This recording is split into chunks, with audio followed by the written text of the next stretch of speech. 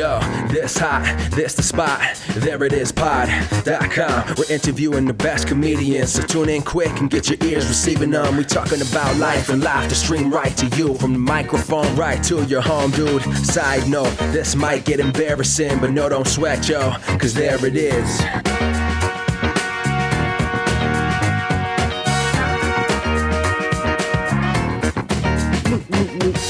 Welcome to the There It Is podcast, a comedy podcast for creators of any variety. I'm your host, Jason Farr. Let's do this. Thank you so much for being here today. Great episode for you, but first, some news. Justina, girlfriend of the show, got on a house team at the Magnet.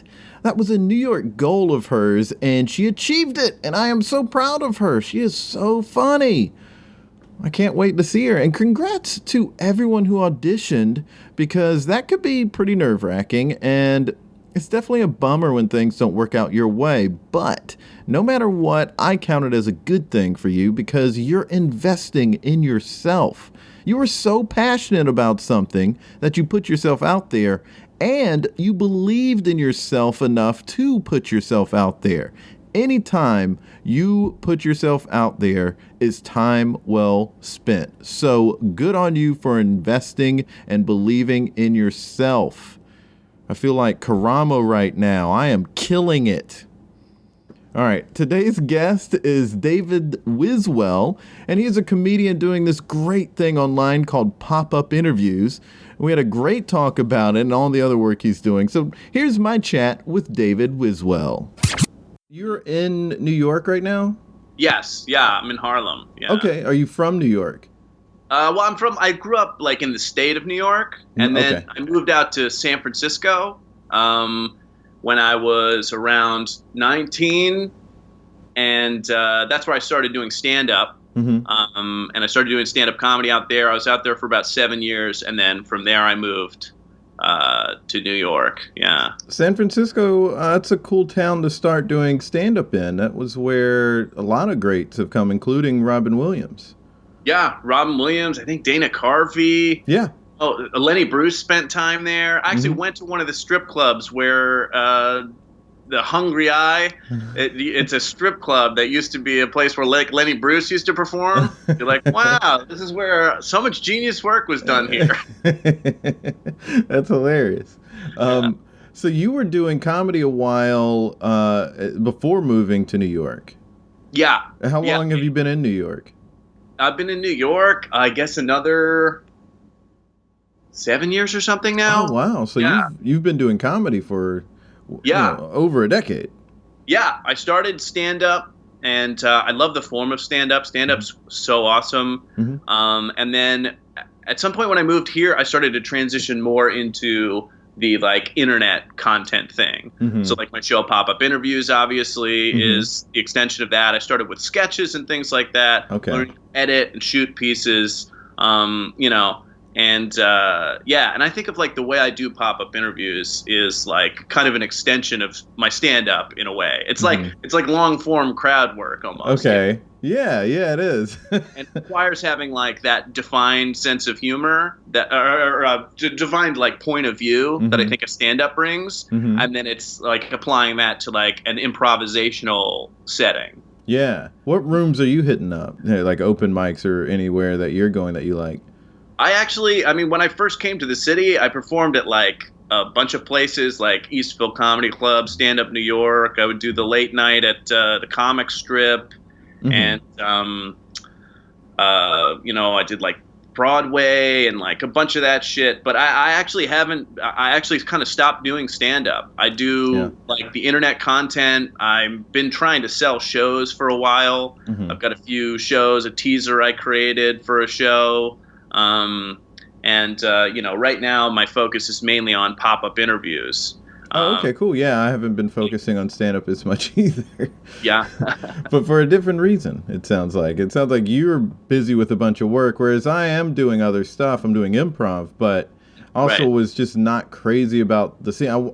I think I came here wanting to learn a little bit more about the crafting of comedy, whether it's stand-up or improv.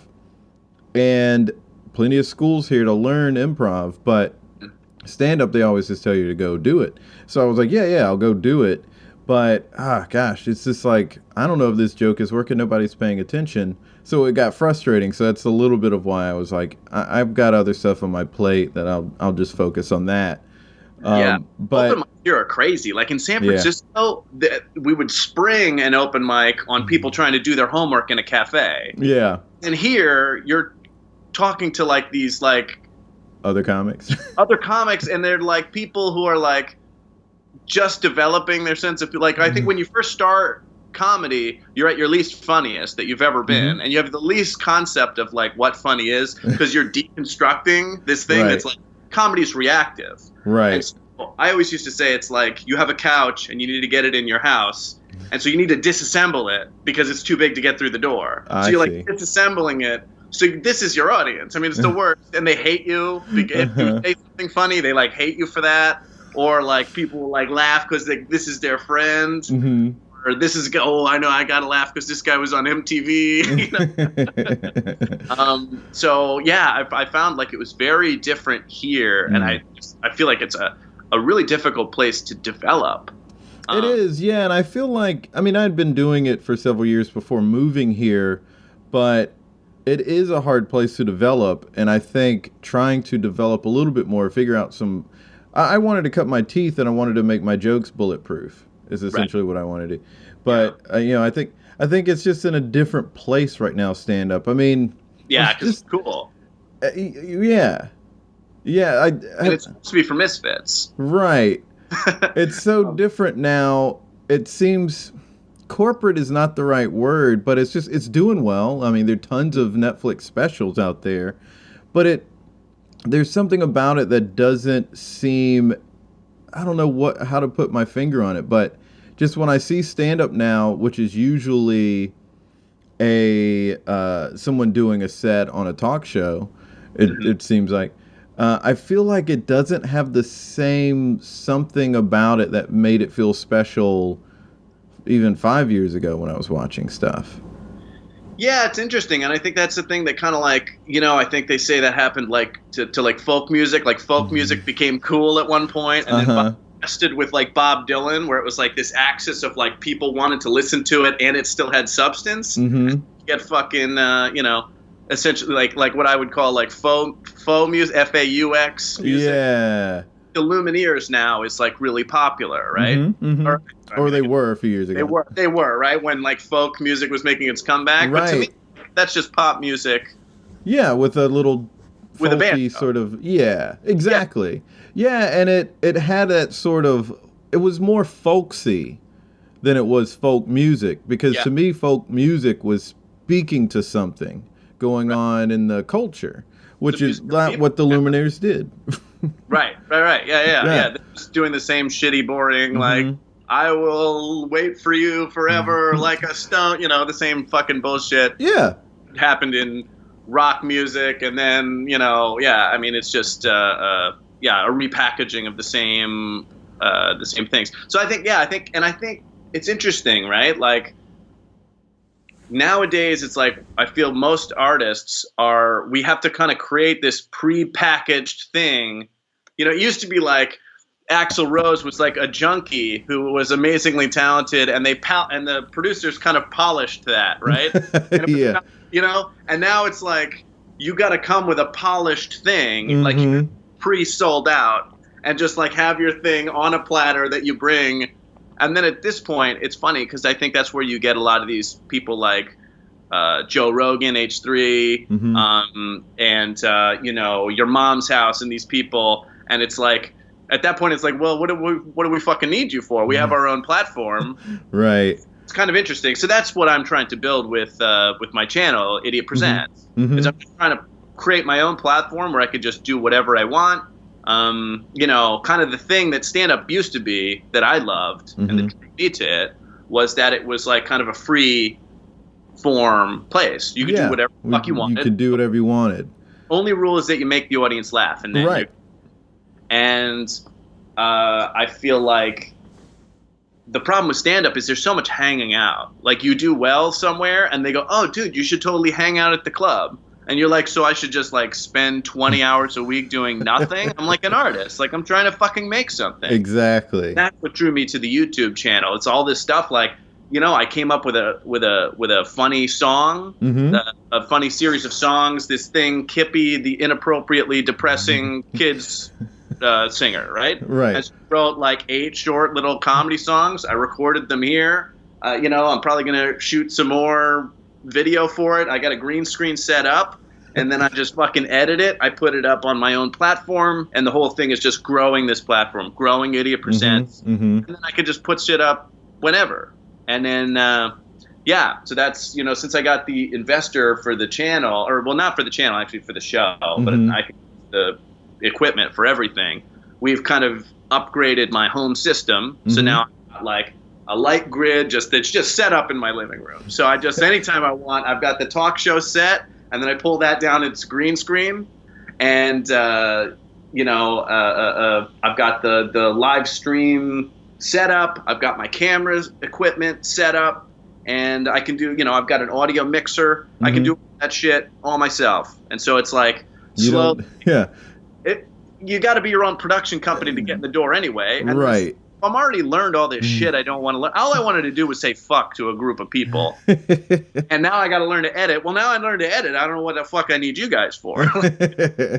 Now I can edit a video of me saying fuck and just put it out on the internet. Yeah. And like, I think it's a great approach. It's actually an idea I've been knocking around of like creating a platform essentially of different things. And I do find I'm a little more excited about that idea than going back out to do stand-up again, because it is that thing of, you've got to jump through these hoops to, just like hang out for 20 hours just so you can move ahead. And it's like, I really just want to know if I'm crafting these jokes well. Right. Let me just get in my room and do that myself, and then I can just present my work where I want to, or I have so many options to present it. So I'm totally feeling you on that. And I think there's also like, in a professional sense, the professional world of stand-up, there is a lot of, it seems like the hard work is going into building a brand, but as opposed to building a voice, or like showing how professional you are. And that, like, it's like someone handing you a business card and it's like, oh, why is this so businessy? But, it's like, that seems to be the big thing now. It's interesting. Like, so we talk about like the Dane Cook thing, right? Which I think is such a fascinating thing, especially because he's starting to do podcasts again. And I've been listening to him talk, right? And people are starting to give him his due for kind of creating this modern model, which is like, you do all your social media stuff and you run that as your business, and then everything else comes from there, which I think is a double-edged sword. Yeah. And first of all, I mean, and this is not to shit on him, but he didn't create that. I mean, punk rockers created that. Right. Been doing zines forever because they couldn't get in a real magazine, so they create their own thing and they distribute it. And it's funny, I hate punk rock music. Like, I don't like how it sounds, but I love the books about punk rock. I love the like spirit of punk rock more than the music. Yeah. Yeah. Because I'm like, gentlemen, I love the political, ideology you have there, but we could make this sound less like shit, right? Does it have to be only 3 chords? Right. We could make it. I mean, but even you could have a 3-chord song and it could sound good, just like. Have a melody or something. I mean, we don't just have to be shouting, right? Like, but there are 2 speeds. That's like the Pixies is great because they get loud and then they get quiet and they go, oh, what's happening? And then they get loud again. So it's fun. Instead of just screaming the whole time. Anyway, that's not what it's about.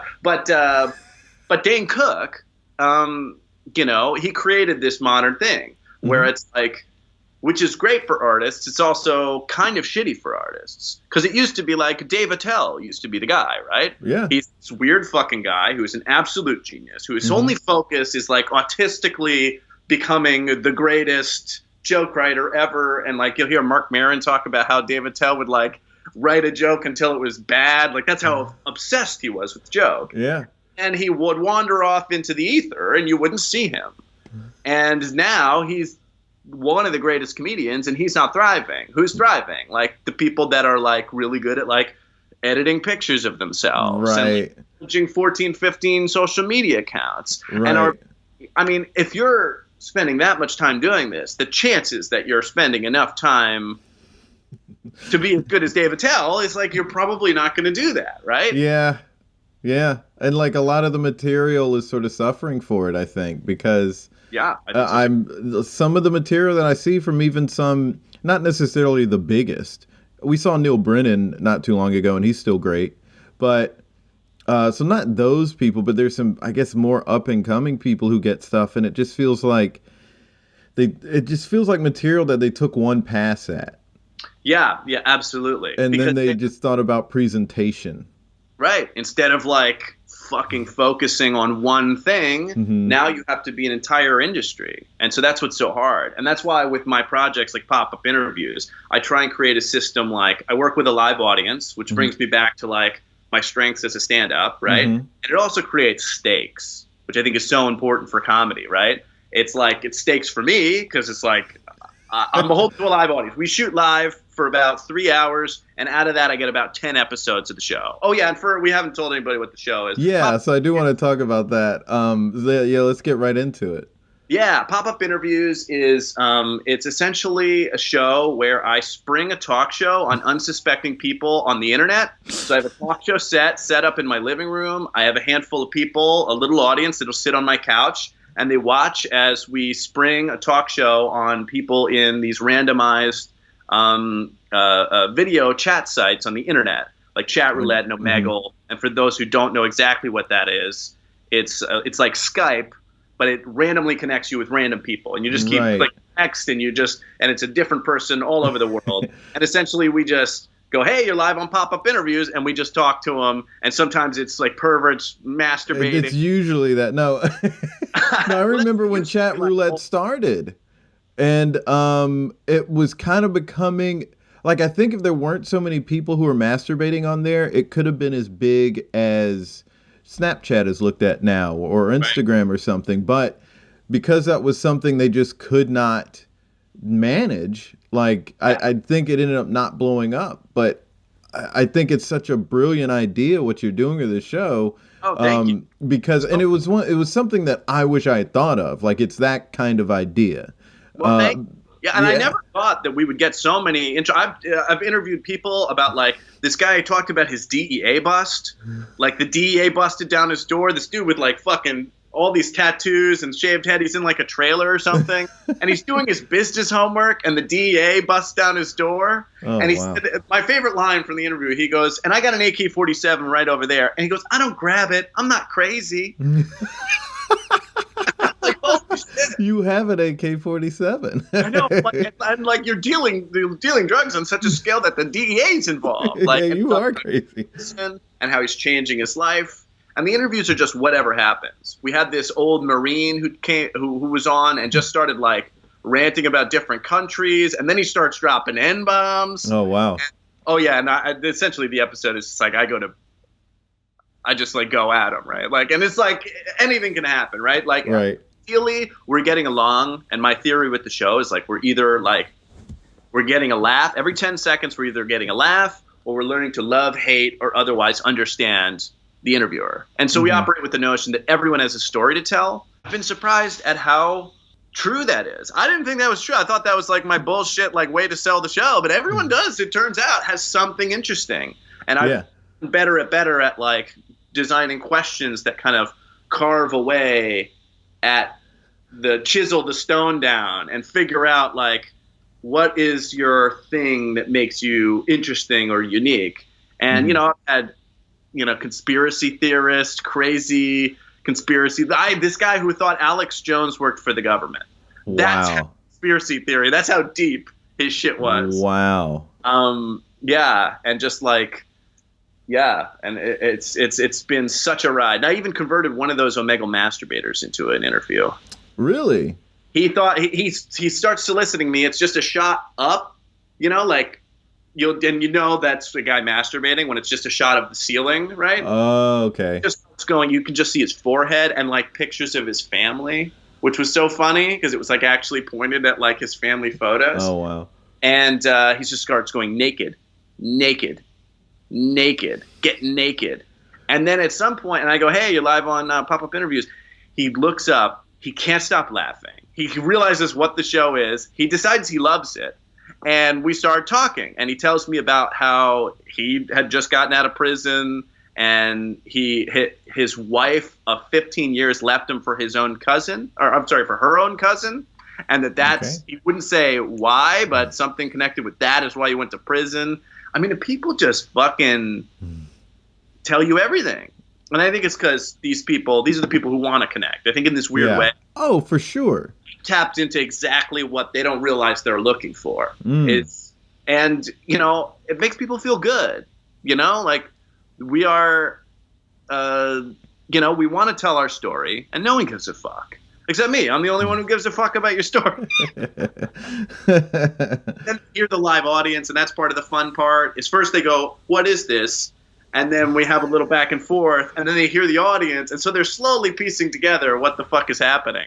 And we're in their living room, we're in their bedroom, like that's their teddy bear, you know? Yeah. Like I just feel like it's very fun. So anyway, I'm very passionate about it. Yeah, I think so that's the show.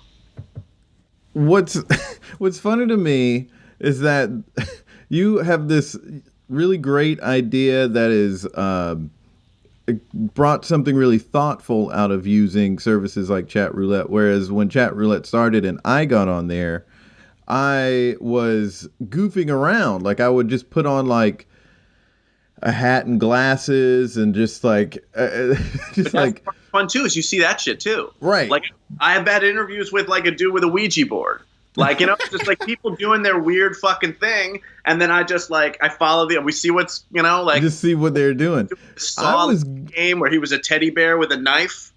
Mm-hmm. That's all you see, and he goes, there will be rules, you know, putting out the rule, and so I just like go along with whatever weird thing they're doing. So and funny. Like, so those become interviews, and see my thing, I would put on like a straw hat and these like Elvis glasses that I had, and and there were a couple people who were like, Lenny Kravitz? And so I thought, oh yeah, I guess I kind of look like Lenny Kravitz. So then I like upped it and put like a scarf on or something like that, you know, just like something Lenny Kravitz would wear, and or like a bandana.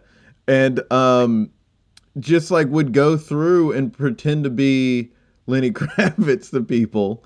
And I would, but I wouldn't actually like say like, hey, I'm Lenny Kravitz. I would just sing his songs. Like I would just like sing a song. So like it would pop up and I'd go, yeah, yeah, yeah, yeah. And then I'd just go to the next person. American woman. Right. Funny. So that was the silliness I was doing with Chat Roulette, whereas you're doing this real deal thing with it. And I think that's really cool. And it honestly could bring a lot of attention to Chat Roulette. And what was the other one you mentioned? Oh, Omegle. Omegle's the one I use. Yeah, it's funny. Initially, I called the show the Chat Roulette Interview Show because that's the only one I knew of. Right. And then as I started doing the show, I started finding out Chat Roulette's not even the biggest one. Like the one I generally use now is Omegle. There's also one Chat Random. There's some new one, Holla app. But for production reasons, Omegle is the best one. Also, it has the lowest number of penises. Oh, good. Which it's just enough so it's fun. Like when we're going through and then like the live audience, like, and we'll be interviewing like a kid. We interviewed this kid. He was the only black kid in an Arkansas school. And he's telling us this great story about how there was this racist teacher and he somehow ended up getting her fired. Wow. And like she would just say racist shit in class and she would like give preferential treatment to some kid who was like a dick to him, like, you know, in this weird racial way. And it was just him and his friend. And we did this interview where he tells us that story, which is like this great little story of triumph that you like otherwise would just not be heard. Like we get to tell their story. And then the other kid wants to be an indie musician. And he played us out. It was this beautiful, sweet song. His voice was cracking a little, but you could see the talent there. And it was this great thing. And we go, all right, thank you guys. And then there's just this dude with this big black cock. Just, oh, God. And I love that because to me, the show is simultaneously like a parody of a talk show and its own interview show. So it's like Taxi Cab Confessions. Right. You know, people don't know that was a show on HBO in the 90s where a taxi driver is just driving around and there was a camera in there, and then they would just talk to whoever got in the taxi cab and interview them. People drunk late at night, they just the cabbie, and the cabbie would just tease out their life, and that I think would be probably the biggest influence on this. Yeah, here is that they know. This is like a little bit more like, I mean, not that it's like a game show, but like Cash Cab, where it's like suddenly part of the fun is like, holy shit, you're watching the person go, oh, what the fuck is this? Oh, we're doing okay, all right, and then they can't help but be authentic. And so it's a way of teasing out authenticity. And the two ways is, one, it's not Bradley Cooper. It's some fucking dude who doesn't have a PR agent or anything. People will just be like, oh, yeah, I stole from Walmart when I worked there. And it's like, they don't know not to say. Yeah. Know to like lie or anything. Right. So really authentic conversations, and people tell the stories of their lives. They tell their hardships. They tell about their heartbreaks, about, we've had more than one person tell us about the prison, their stays in prison. This one guy told me the 100th episode, the guy tells me about getting tricked by his girlfriend into going to prison. Like, she convinced him to go because like he had a warrant out for his arrest. And she said basically like, you go, you serve your time, and then we can live our life clean. And then she gets him to go to prison, and then as soon as he gets out, he finds out that she's just like immediately went and had sex with all his friends and just like tricked him. Yeah, fucked up shit. That's real. But people tell their fucking heartache. Yeah, and I think psychologically speaking, the reason people are getting on social media or any of these things is because they're maybe bored and alone at home. Yeah, and they want to connect. So, like you were, touching on earlier, it's not a surprise really that they are getting into this stuff because they want that connection. They want to connect with somebody. Now, maybe some of them should refrain from mentioning federal crimes that they've committed, but they taught us how to these two fucking criminals taught us how to like break into a safe, and they told us about like breaking into this guy's house. They broke into the safe. He comes in with a shotgun. The guy like dives out the window. The guy talks about fucking stealing cocaine. He took the brick of cocaine. He's in the car with the guy, and he just punches him in the face and sprints. I mean, yeah, I've heard some crazy stories on here. Wow. It's just fun. You never know what happens, and I just kind of lean into whatever it is. And we've done over 100 of them. And yeah, youtube.com/idiotpresents is where I put up all my content, sketches, comedy songs, and weekly I do at least one video a week, at least a Thursday video. Yeah. I wish I could do it, but I don't want to rip you off. But do you ever do bits that kind of go away from the point of the show, but just sort of have fun with the medium? Like you find some random person and you act like you're Maury Povich and say you're going to read the results of some in the beginning fraternity I did test. That because in the beginning I didn't know how rich the interviews would be. But now the interviews are so rich that like other than like if some guy's like doing a Ouija board or doing some weird thing, like then I'll just go with that. But I find the interviews are really the bread and butter there. Like I used to do like I'd have a little bowl of glitter, and when someone was jerking off, I'd throw it. I'd be like, "You're the 1,000th person jerking off on Omega," I do games like that, and I do like would you rathers and different games. But I find, the formula of just talking to the person, locking in, and just like finding out who they are is just the highest octane. Like it's interesting, it's funny, because it's great for a comedian, right? I don't have time to like rewrite a joke or any of that stuff. Like it's so immediate, and working with the live audience, it's like the pressure of that makes you funny, and I just get such a high yield out of the shoots. Oh, that's great. For the most part. And then like there are always like times where I like call an audible. Like there was this chick was from Mexico, I think. She didn't speak any English, and I'm trying to talk to her, and there's just no way to communicate.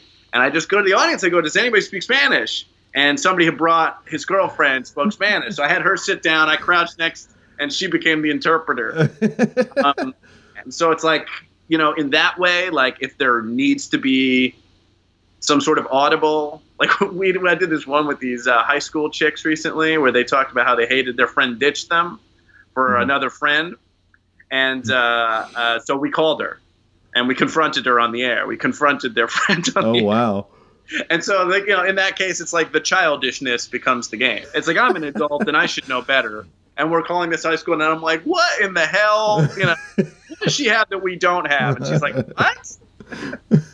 That's hysterical. I mean, there are a lot of things that kind of jump out at me that I watched that this touched on, like whether it was like Stern or Taxi Cab Confession, and like all of these shows where people are kind of like unsuspectingly getting into stuff, or they're talking about things that they don't normally talk about. Right. You learn a lot of things. Like it's really all these different things wrapped up in this one new sort of thing because it involves the internet. Yeah, Stern, and it's funny, like, I always want to use Stern as a reference, like to let people know what I'm talking about. But the thing is, if you don't listen to Stern, you have a very specific idea of who he is. Right. And it's like using the term feminist, right? If I say I'm a feminist, 8 different people have 8 different ideas, whether it's positive or negative. Right. So I don't really use that term, even though, like, dictionary definition, I'm a feminist. I think men and women should be treated as equals. Like, I think that's really no-brainer. But, like, if you say Stern, people go, oh, so you just fucking shit on porn stars' chests. Is that what you do? Like, no, that's not what Stern was about. Especially, he used to have this thing where he didn't have call screeners. And so, like, whoever it is, Tom Hanks is just sitting there, and some guy's just like, hey, Tom Hanks, fuck you, man. And Tom Hanks just has to deal with it. So there's an element of that, like, out of my control, which is such a benefit to creating a piece of content. Because once it's out of your control, if something gets fucked up and you've got the live audience, if something goes wrong and you've got the live audience, all of a sudden that's funny. Anything that goes wrong is a piece of content all of a sudden. Oh, yeah. I don't know if you listen to Conan O'Brien's podcast, but last week's episode with Ben Schwartz and Thomas Middleditch, and he was saying it was the mistakes that were so memorable on his show and on Carson or whatever. Like, whenever something unexpected happened, that was always where the special moments came from. And that's basically what your show is. It's just like, let's see what random thing is going to happen now. I have no idea what's coming next. And then just because it is a presentation, something can also just go wrong. Right, absolutely. And the live audience, it creates stakes. It creates stakes for the guest. Because I'm not just some guy making a YouTube video. Like, there's people watching, so they want to impress them. Or they want to whatever. You know, if they fuck up and you hear the audience laughing and then you see the guy hear the audience laughing, it's all these live moments. And if I fuck up, it's like, I'm a comedian. Like, I just said something that's unfunny. It's like literally my reputation is at stake. So then I can make fun of how bad the joke I told was. And Conan O'Brien's a huge influence on, like, how I me too. do my show, his self-deprecation. I always loved how he played with real people when he did on-location things. And that was a big thing. The initial idea was the non-celebrity interview show. It was the same basic premise of, I'm not that interested in, you know, not to pick on Bradley Cooper, but, like, his life has been pretty charmed. He doesn't have any stories. Everything was, and then I got laid, and then I became the biggest movie star in the world. That's interesting to me. I want to hear, I wanted to do, like, cleaning ladies and, like, you know, because I used to work in kitchens and stuff. And you'd see a guy, you'd be like, what's that scar on your arm? And he'd be like, oh, yeah, I was crossing the fucking desert to get here, and a fucking coyote bit me. That's a guy I worked with. This guy, Hyro, told me the story. And I remember thinking, like, this was, like, fucking 10 years ago. I remember thinking, like, that's a story that's worth telling. Like, I want to hear that. I don't want to hear about, you know? You know, a triumphant story is nothing. It's bull. A person talking about how they fucking struggled and, like, made it out. They almost died because it was, like, fucking so cold at night, laying on the ground in the desert. That's a story, right? That is a story. So the initial idea was, like, I was really focused. I wanted to do immigrants. Because my thing is, like, fucking they have some stories. Fucking stories, right? It's like, you know, you talk to, like, a fucking gay dude from Guam. It's like his dad told him he didn't love him, and so he had to come to the United States to, like, be himself. That's a fucking story. That's a story of triumph, you know? Like, you know, like that guy Hyro with that shit. Right. But it just didn't have the same hook. And then eventually I was biking out to Coney Island, I remember, and I just had that idea of taking. I always loved chat roulette and those type of services, and I just had the idea of putting them together. I remember thinking, oh, that's kind of good. And I remember I got to the beach and I texted my buddy. It's 20 miles out to the beach, and I texted my buddy and I was like, hey, what do you think of this idea? And he was like, you should be doing that now.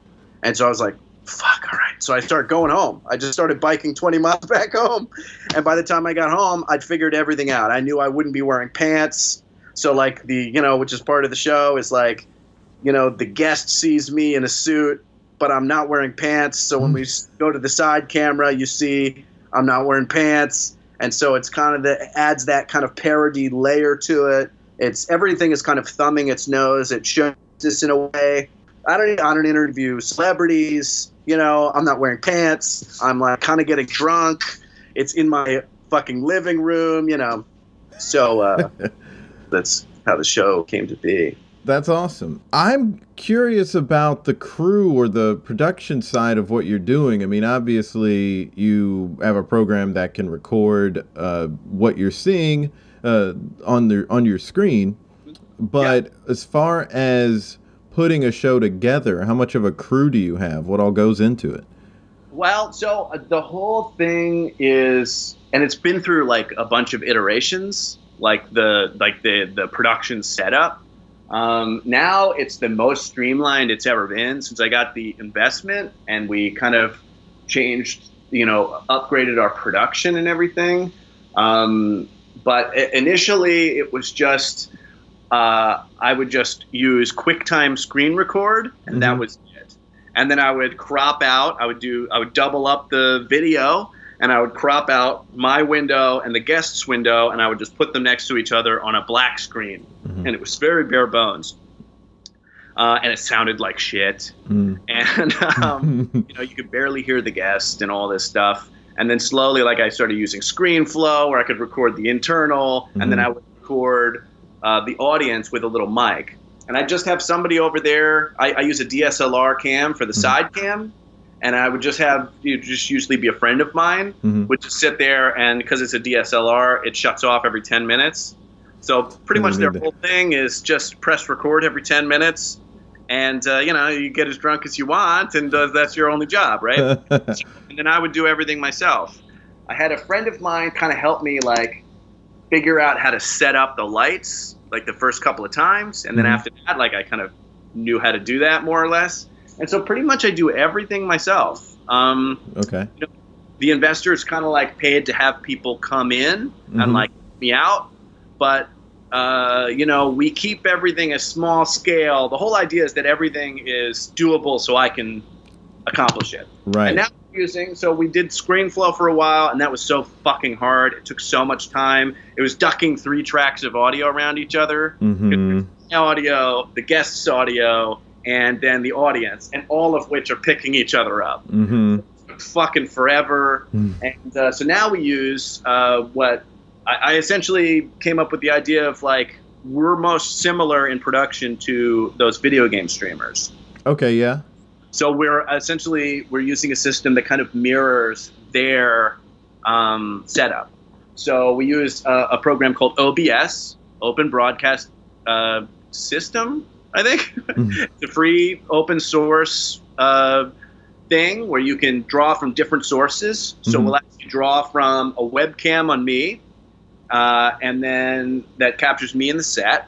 And then we'll do a window capture that we bring into the program, and that captures the Omegle, the chat roulette window. I use Omegle though, but the guest's window.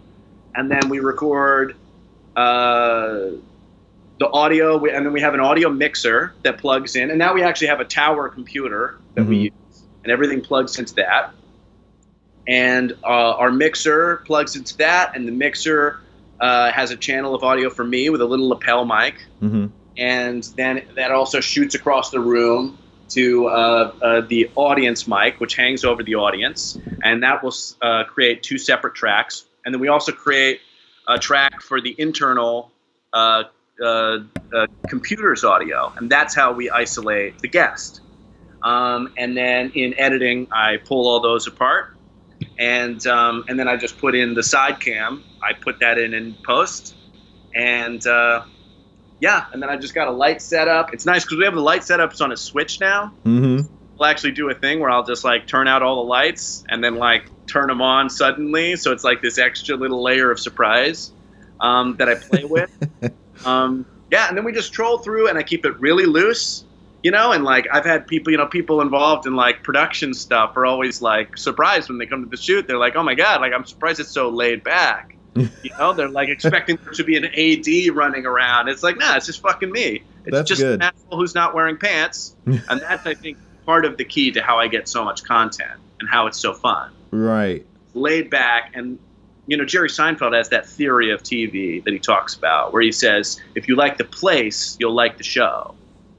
And so that's my thinking is like, in addition to the parody layer, like it's a parody of a talk show, it's its own interview show, but it's also theoretically it's a place you'd want to hang out, right? Mm-hmm. It's the kind of thing you might do, like in it, not with all the production or everything, but people kind of hang out on Omegle and see what's going on and talk to people. It's kind of has that feel to it, right? And people are laughing, and then at the end of the interview, you'll hear somebody be like, wow, I really liked her. And I like ending on something like that. You just hear someone in the audience be like, what a sweet, and like it's like some guy talking about going to prison. And you're like, yeah, I kind of liked him, or like, what a douchebag, It's kind of what you were thinking the whole time. The audience was thinking. Right.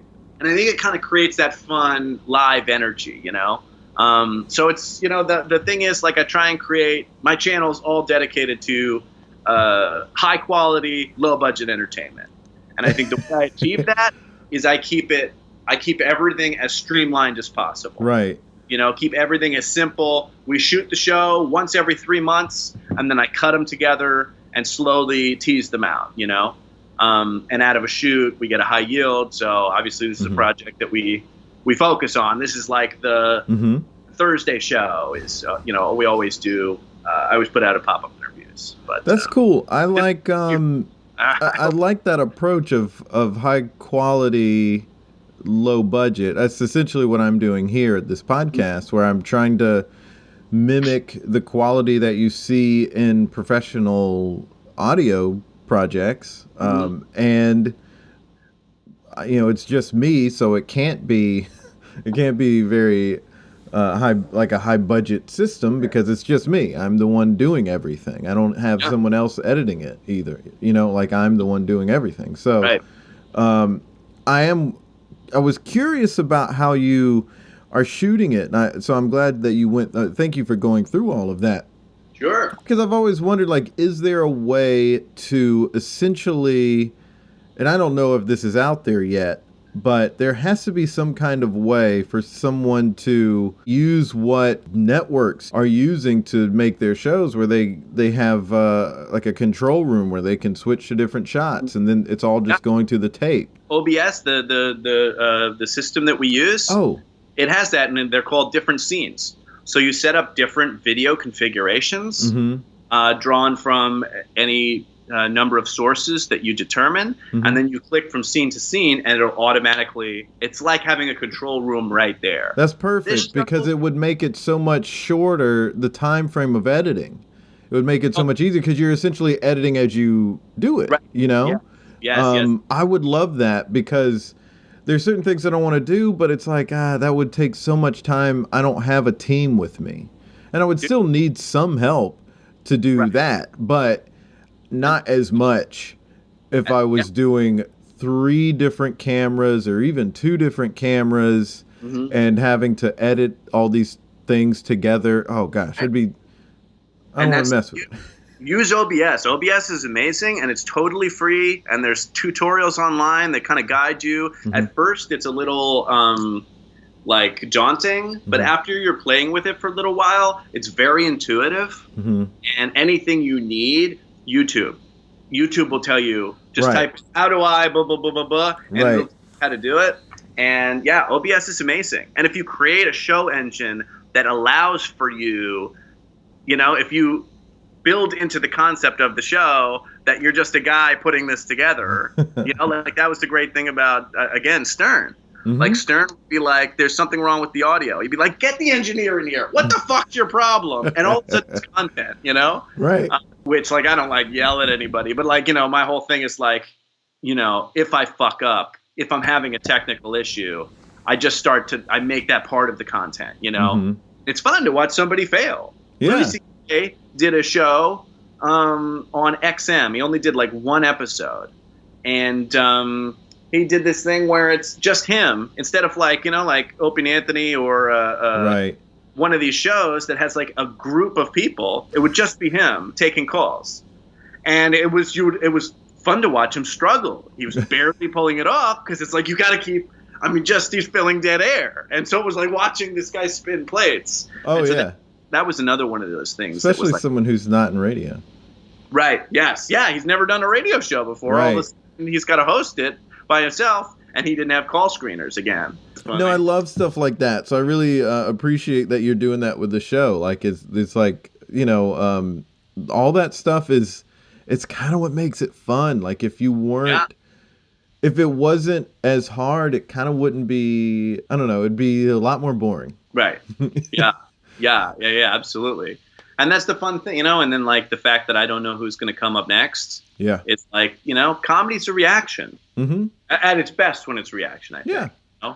And so the fact that I don't know who's there, someone insults me. It's like fun to watch someone insult me and watch my face as I get insulted. And then it's like, oh, well, what's he going to do now? And it just makes it engaging. Or, if someone flirts with you, it's like, oh, skull, like all of a sudden you like watch me get complimented or something, and it's just the fact that it's just this random mashing of my perspective that you're kind of coming to know as the constant with whatever this thing is. Yeah. This guy's a conspiracy nut. This guy's a guy who's just been out of prison. This is a couple who's having sex right now. We've got a couple of those. Like people having sex. That's wild. But it's fun. Have you had any repeat guests? I had one guy who I saw him again.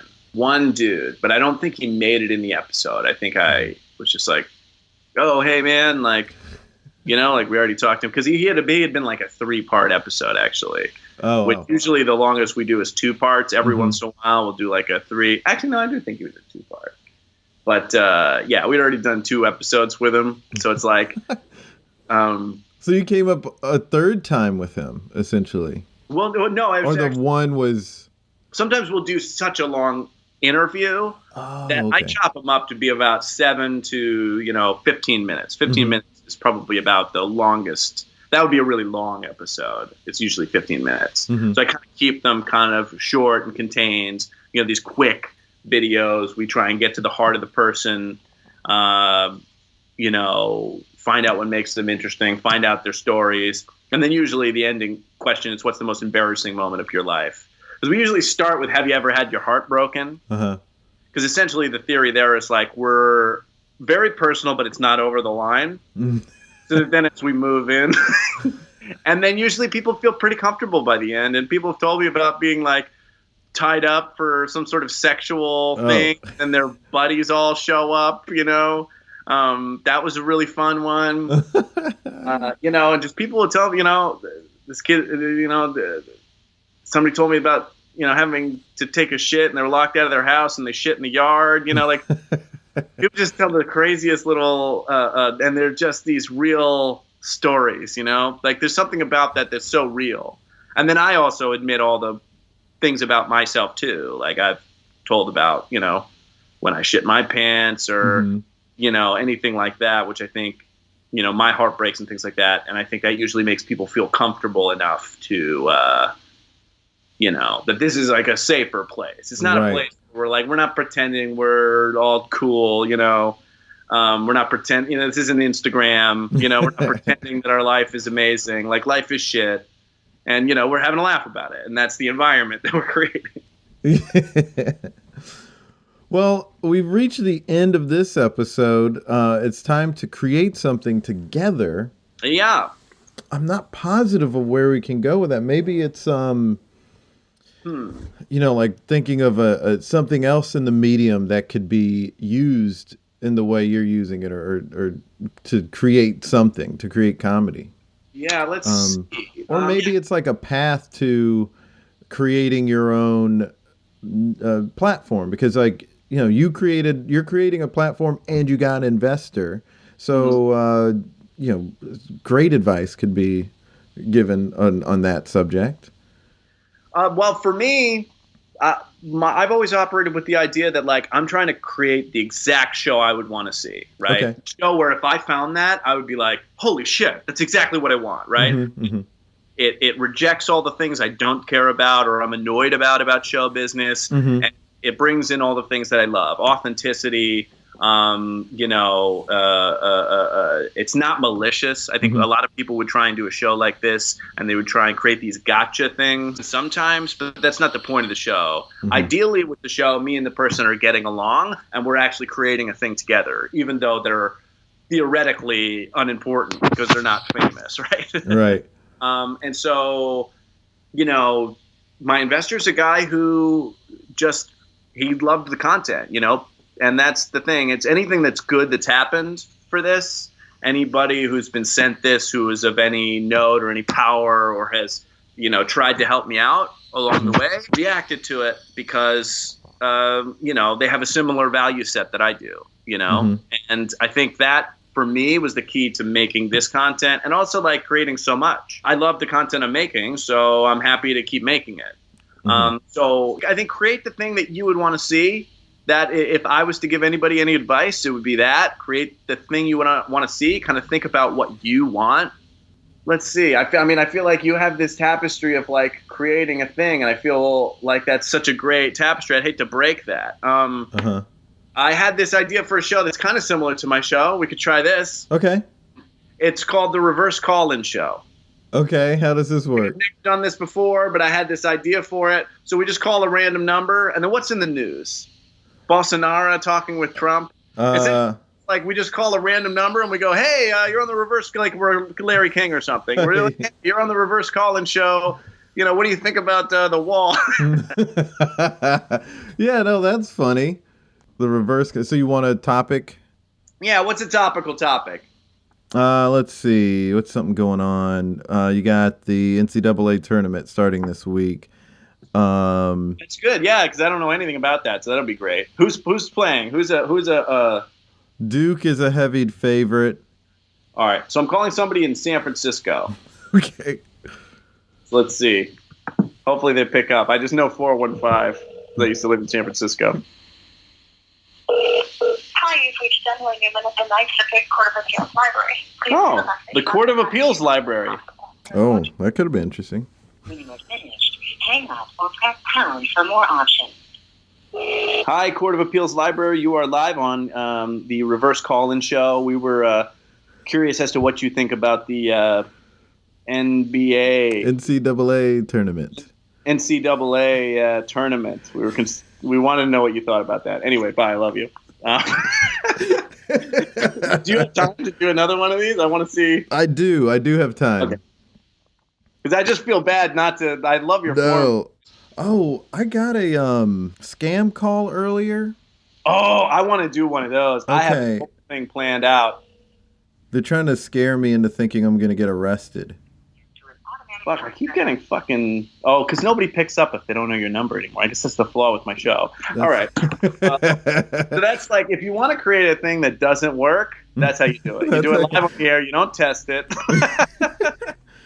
Maybe we should call this... I think it'll probably just ring busy, but what if we called this scam number that I got? Let's do it. Yeah, that's the thing. I wanted to do videos with that. I have this whole thing planned out. Yeah. So what happened earlier, and it was a robocall, but they claimed that the Department of Treasury is after me, the U.S. Treasury is after me, and that if I don't respond, then I could go to jail or something. I could be arrested, or like I need to deal with this before I get arrested. That's what they said, which is like so heavily illegal. Like you can't claim that the person's going to get arrested. So let's see what happens when I call. Are we playing different character? Am I your husband or something? It's through to Social Security Administration team. How may I help? Hi, yes. I had a call from this number, and my parole officer is here. But I had a call saying that something about the U.S. Treasury is after me. Okay, I'll check into that. Could you please confirm your full name? Yes, my name is Clay McNabb. Thank you. Could you please confirm the last 4 digits of your Social Security number so that I can pull up your details? Yeah, it's 1234, and I know that's strange, but it's just what happened. Like, what happened? That it's 1234. Nobody ever believes me that my last 4 digits of my social are 1234, but that's totally what it is. Okay. And could you please confirm your full name once again? Can you just spell it for me so that I can find the correct information? Yes, Clay, C-L-A-Y, McNabb, are you McNabb. done pissing in that cup? Oh, that's my parole officer. Listen, Piss in that cup. I'm thirsty. yeah, my parole officer is yelling for me to piss in a cup because he's thirsty. So I just want, he's my parole officer, and you guys called earlier, and you said that I could go to jail if I don't call you back, and I cannot do time again. Well, I've not yet checked your case files. What? Well, there might be an arrest warrant against you, but I'll have to check the case files. Oh, boy. Why did you all call me if you didn't know? Hello? Yeah? Why did you all call me if you didn't know that if there's a warrant out? Are you just breathing into the phone? Oh, he hung up. Not in the script? Oh, it's such funny. It's not in the script.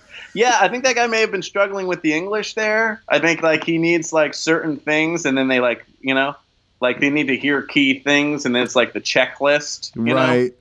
Know, of then they say this, because then I think they send you to the next guy who sounds more official. My whole thing that I wanted to do with these fuckers is I wanted to call them up and tell them, hey, my friend got a call from you guys saying that he was, in some IRS trouble. I was wondering if I gave you my social security number, could you look me up and find out if I had trouble, and just essentially just fall for their trap, Uh-huh. Just keep getting the numbers wrong, keep trying to, and while I'm doing that, I wanted to keep creating layers on this backstory, be this is a scam, right? Because I'm actually I've been duped before. I was hit by a car and they were going to take me to the emergency room, and I woke up and I was in a bathtub full of ice. They took my kidney. My wife was sleeping with my divorce attorney. They got everything. I fall for a lot of scams. I raised a child that wasn't mine for 14 years. He wasn't even the same race as me. I just wanted to just keep laying it on thicker and thicker, and then keep trying to keep them on, and then ultimately just be hey, well, how about if I give you my credit card number? Would that help? Just keep falling for it, but then just keep being one number short, or long, and then keep reading and just essentially waste their time. But yeah, I think I wondered what would have happened if I had given him my real social security number, or yeah, I've looked into it a little, and so they actually will be at these call centers, and they actually have some fairly good, they can look you up based on your number. So when you say McNabb, a lot of times they'll know that that's not the name associated with this number. Right. And then the social security number, essentially they'll use that for identity theft. That's how they'll kind of steal your credit card or whatever. Because then through that they can then get on the phone somewhere and give your social, and then they have access to your credit card for a period of time. So a big scam there. And then some of them apparently will have you wire them money. Yeah. What I would love to do is I'd love to get a guy to like have a meeting point to like meet me, and then just like call them like when you're supposed to meet, be like, hey, where the fuck are you? And then be like, oh, I'm at this place. Come meet me here. And just see how many places I can get them to go. That would be a fun one. Yeah. Because there are websites where they actually show you the number, the numbers of these scam companies. Stay active for a certain amount of time. Yeah. But I just wanted to but that's at some point when I have a little free time. That's a project I want to work on is that. Well, we're both in New York. I'd be glad to help out with that project. Yeah, that'd be scammers. fun. And yeah, if you ever want to come to a shooting, I shoot once every like 3 months. If you want to come hang out and have some drinks. That'd be awesome. Awesome, man. Very cool. Yeah. Hit me up. Awesome. Well, there it is. Thanks for being on the podcast, man. This was great. Well, thank you so much, man. I appreciate it. Well, I hope you enjoyed that chat and that silliness at the end with the phone call. And, I got a call from that scam number later that day. I was walking down the sidewalk and I got the call. And so I just answered it and said, well, guys, what I got to do to get taken off of this list? Because I know this is a fucking scam.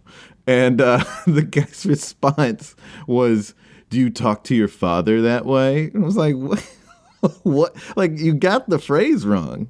The phrase, as we all know, the phrase is supposed to be, do you kiss your mother with that mouth? And this guy's like, do you talk to your father that way? It's like, why would I talk to my dad that way? I'm not going to be, Dad, what's this effing scam, Dad?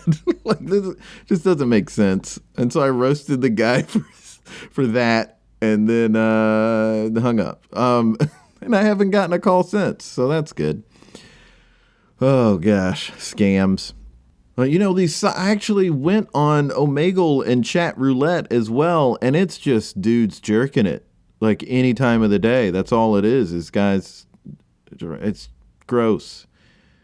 And the thing, it came to mind was like, oh, gosh, when the Louis C.K. stuff came out, I thought, I was kind of shocked. I wasn't shocked that a guy would do that because I had heard of stories like that before. But it was the time that I had heard that story, it was like a homeless guy who was mentally ill in the library doing that to girls, or somebody in prison doing that. So it's like, my concept is like somebody who's not the average person is doing it. And Louis C.K. doing it was like, his whole thing is that he's like the average guy. And he really is, because he did that, and I'm learning it from Chat Roulette, but it's just not, I thought it was just like people out of their mind, and it partly is, but I just thought the people who are out of their mind enough to do that was a very, very small number, and it's a much larger number than I thought. And I have no idea how we can better the world. I don't mean to laugh, I just don't know. I'm at my wit's end. Because you keep thinking like, oh, I'll speak out about this stuff, like treat women better, treat people better. And then you get on Chat Roulette and it's like, oh, are they hearing any of that? Do they know they shouldn't do this? Like Louis C.K., everything we think about is that it was terrible what he did. And he asked for permission first. But these guys on Chat Roulette, they're not asking for permission. So it was like, are they worse? I just don't know. I try to believe in humanity, but the man in humanity just makes me nut. Let me tell you. All right, enough about that. David Wiswell can be found online. He's a good guy. He's not jerking it on Chat Roulette. He's just doing pop-up interviews. And they're hilarious. And you can find them on YouTube.com/Idiot Presents. He has his other sketches and things that he's done on there as well. He's got lots of bits. I think he's got a bright future. So let's follow him, shall we? We also have links in bio to social media for him, but he's just at David Wiswell on Instagram and Twitter, so check him out. Well, folks, that's it for us for now, but we have more fun things coming up in the future. And I have an idea for next week's episode that I hope you enjoy. So until next time, be good to each other. The music for the theme song was created by Neil Brooks. The rap was written and performed by Nick Acevedo. The logo for There It Is was created by Jeff Prater. The There It Is podcast is produced by Jason Farr.